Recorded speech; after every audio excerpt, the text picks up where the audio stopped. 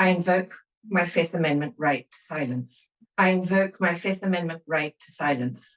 I invoke my Fifth Amendment right to silence. I think you get the idea now. The deposition taking place behind closed doors, Maxwell appearing virtually as she continues serving out a 20-year sentence at a Texas prison. Now the focus shifts to later this month when Bill and Hillary Clinton are deposed, and everyone's wondering if they're going to follow Maxwell's footsteps and plead the fifth. Tennessee Congressman Tim Burchett is a member of the House Oversight Committee that took the deposition, or lack of it, today. Congressman, welcome. I believe Maxwell's attorney told everyone beforehand she wasn't going to say a word. What options does the committee have in that case? Well, for her, nothing, ma'am. I was the one that called it, made the motion, the original motion to subpoena her. I think her attorney's advising her, as her attorney should. You know, she'll get clemency and she'll spill the beans, and I don't know. I don't see that happening. I see maybe she gets out early on good behavior and does a humongous book deal and probably ends up committing suicide for getting shot in the back of the head 5 times, because this thing goes very deep, and the people involved in it are very powerful. Wow, that is sort of shocking to even hear that. But yeah, it was a pretty messed up group of people that were doing these things, and no telling. The Clintons are set to give their depositions. Go ahead. I'm still one of those that believes Epstein didn't kill himself, ma'am. I just don't think he did. Well, Clinton's coming in. They'll give their depositions, we think.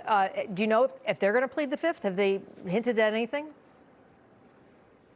No, ma'am, but there's a reason that they're not in prison, and the reason that he was in the White House for 2 terms and she was Secretary of State, because they are very slippery and they're very smart, and I think they're an evil pair. I think she's probably the brains behind the operation, but I don't think we'll get much on them. I know a lot of people are wanting us to get them, and it'll be great clickbait, I'm sure, but I think when it comes down to it, they'll either bail or they won't answer very many questions and be very evasive and be very smug, because in this world there are 2 forms of justice, those like the Clintons and for the rest of us. And unfortunately, I don't see them being, everybody says, we'll put them in handcuffs, all this stuff, all that's talk. The law's got to back you up on it. And we got to define what those laws were that they broke, and Congress cannot send somebody to jail. Oddly enough, a lot of congressmen probably should be in jail. But the truth is that we're not going to, I don't think it'll boil down to anything, and that's going to make a lot of people mad, but I believe that's the truth. Just listening to you, I sense that you are deeply disappointed in the trajectory of this. Yes, ma'am. I'm just deeply disappointed in Congress. We had a clear trajectory when President Trump was elected overwhelmingly, and Congress barely slipped in, and we have not followed the president's directions. And I feel like that will, in fact, if we do not regain the majority, it will be because of that. He ran on some pretty clear things: strong border, locking people up, and doing what's right. And we don't even codify his executive orders. We got to use trickery to do that, even in Congress when we have the majority. So yeah, I'm disappointed in Congress, not in this president, but in this Congress, because we've not followed his direction. And I think many times, we've had the opportunity and we've just gone on to endless hearings. And Chairman Comer is great about these hearings. He puts them together. They're well structured, and everyone's allowed to ask their questions, and nobody's told not to or anything else. But I just don't see overwhelming the will of the Congress to do a whole heck of a lot. I think they just want to ease along and just keep drawing that check. Let's pivot quickly to a much lighter note. I wanted to ask you about that Super Bowl halftime show last night. Largest American television audience of the year, obviously.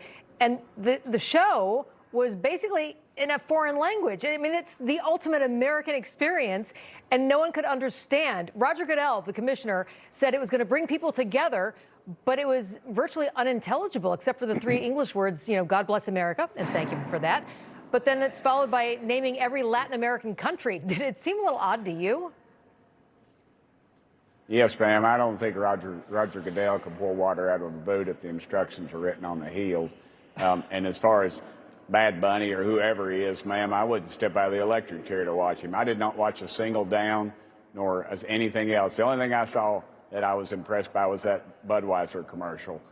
We're not beer drinkers, but as I've stated many times, after Ronnie Van Zant started singing Freebird, Leonard Skinner, when Kelly Burchett makes her world famous beer can chicken, excuse me, there'll be a dadgum sitting on a big old Budweiser tall boy this go around, because that was a great commercial. The NFL stands for not for long, ma'am. They have gone down the political correct trail, 2 national anthems, all this other stuff. It just doesn't make any sense to me. It's an American sport, and it should be America. Yeah. Information. Truth is freedom. Is Newsmax. It's real news for real people.